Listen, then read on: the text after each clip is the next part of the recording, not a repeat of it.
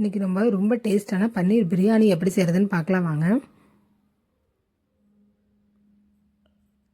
பெரிய வெங்காயம் 3 எடுத்திருக்கேன், தக்காளி 3, பீன்ஸ் எடுத்திருக்கேன். நீங்கள் கேரட்டு பட்டாணி எது வேணாலும் சேர்த்திக்கலாம். புதினா இலை எடுத்திருக்கேன். இது எல்லாத்தையும் நறுக்கி வச்சுக்கலாம். பெரிய வெங்காயத்தை சின்ன சின்னதாக நல்லா கட் பண்ணி எடுத்து வச்சுக்கிட்டேன். அதே மாதிரி தக்காளியும் கட் பண்ணி எடுத்து வச்சுக்கிட்டேன். பீன்ஸு கட் பண்ணிக்கலாம். புதினா இலையை பறித்து வச்சுக்கிட்டேன். இஞ்சி பூண்டு பேஸ்ட்டை நம்ம என்ன பண்ணலாம், இந்த மாதிரி அரைச்சி எடுத்து வச்சுக்கலாம்.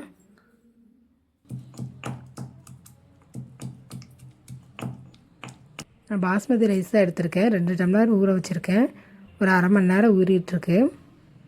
பட்டை, கிராம்பு, ஏலக்காய், மராத்தி மொக்கு, பிரிஞ்சி இலை, நட்சத்திரப்பூ,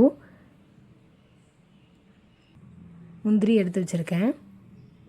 இப்போ பன்னீர் கொஞ்சமாக எடுத்து வச்சுக்கிட்டேன். ஒரு குக்கரில் எண்ணெய் ஊற்றிக்கலாம். 1 ஸ்பூன் நெய் ஊற்றிக்கலாம். எண்ணெய் நல்லா காஞ்சதும் சோம்பு போட்டுக்கலாம். சோம்பு பொரிஞ்சிட்ருக்கு. இப்போ பட்டை போட்டுக்கலாம். கிராம்பு, ஏலக்காய்,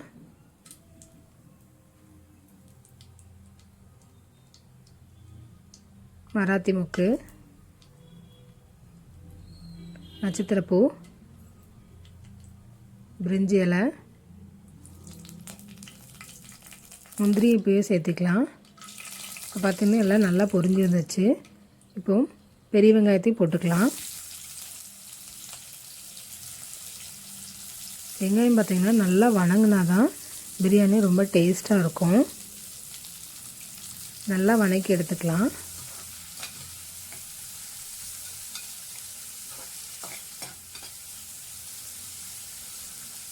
கூடவே நம்ம இஞ்சி பூண்டையும் போட்டுடலாம்.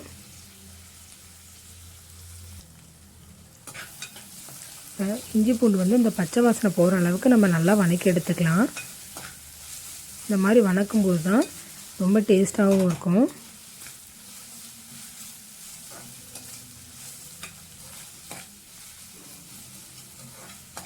பார்த்திங்கன்னா வெங்காயம்லாம் நல்லா வணங்கிருச்சு. இப்போ இஞ்சி பூண்டு பச்சை வாசனை போயிடுச்சு. இப்போ தக்காளி போட்டுக்கலாம். தக்காளி நல்லா வணங்குறதுக்காக கொஞ்சமாக உப்பு போட்டுக்கலாம். நல்லா வணங்கிடுச்சு.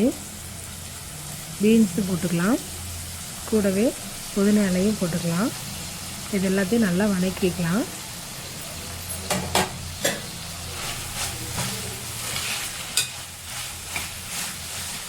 இதெல்லாம் நல்லா வணங்கணும். பார்த்திங்கன்னா இந்தளவுக்கு நல்லா வணங்கிடுச்சு. நான் ஒரு பச்சை மிளகாய் சேர்த்துருக்கேன். இதில் பார்த்திங்கன்னா விதையை எடுத்துட்டேன். நல்லா வணக்கியாச்சு. பிரியாணி மசாலா 1 ஸ்பூன், பன்னீர் கொஞ்சம் போட்டுக்கலாம். பன்னீர் பார்த்திங்கன்னா சின்ன சின்னதாக நான் கட் பண்ணி எடுத்து வச்சுக்கிட்டேன். அதையும் போட்டு மெதுவாக நல்லா வணக்கி எடுத்துக்கலாம்.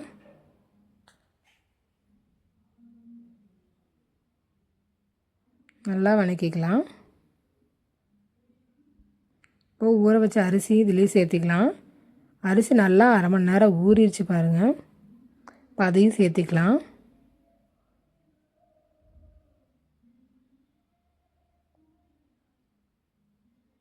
இப்போ இது எல்லாத்தையும் மெதுவாக கலந்து விட்டுக்கலாம்.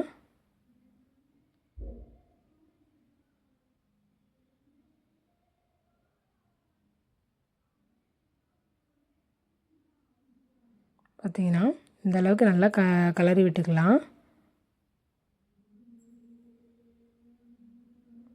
இப்போ 1 டம்ளர் அரிசிக்கு 2 டம்ளர் தண்ணி நான் எடுத்து வச்சுருக்கேன். இப்போ நான் 2 டம்ளர் அரிசி போட்டிருக்கேன். இப்போ 4 டம்ளர் அரிசி தண்ணி ஊற்றி வச்சுருக்கேன். இப்போ அதையும் ஊற்றிடலாம்.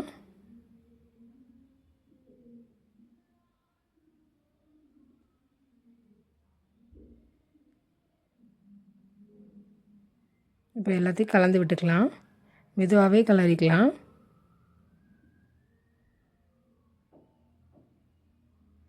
நல்லா கலரி விட்டாச்சு. இப்போது சாப்பாடுக்கு தேவையான உப்பும் போட்டுக்கலாம். 1 ஸ்பூன் நெய் ஊற்றிருக்கேன்.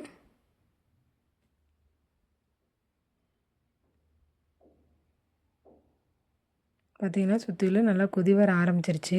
இப்போ இந்த ஸ்டேஜில் கொத்தமல்லி இலை போட்டுக்கலாம்.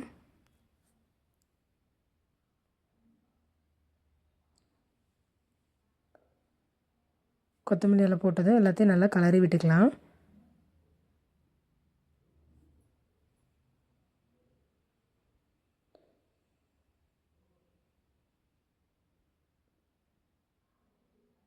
ஒரு கொதி வந்ததும் குக்கர் மூடி வைக்கும்போது சாப்பாடு பார்த்திங்கன்னா நல்லா சாஃப்டாக இருக்கும்.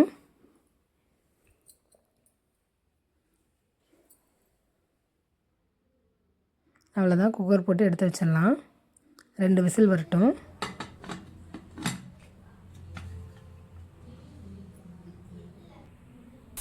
பார்த்திங்கன்னா 2 விசில் வந்துடுச்சு. அவ்வளோதான், ரொம்ப டேஸ்டான பன்னீர் பிரியாணி ரெடி ஆயிடுச்சு. நீங்களும் ட்ரை பண்ணி பாருங்கள். இது டிஃபன் பாக்ஸ் கொடுக்கும்போது குழந்தைங்க எல்லாத்தையும் சாப்பிட்டு வந்துடுவாங்க. அவ்வளோ டேஸ்ட்டாகவும் இருக்கும். நீங்களும் ட்ரை பண்ணி பாருங்கள். தேங்க்யூ.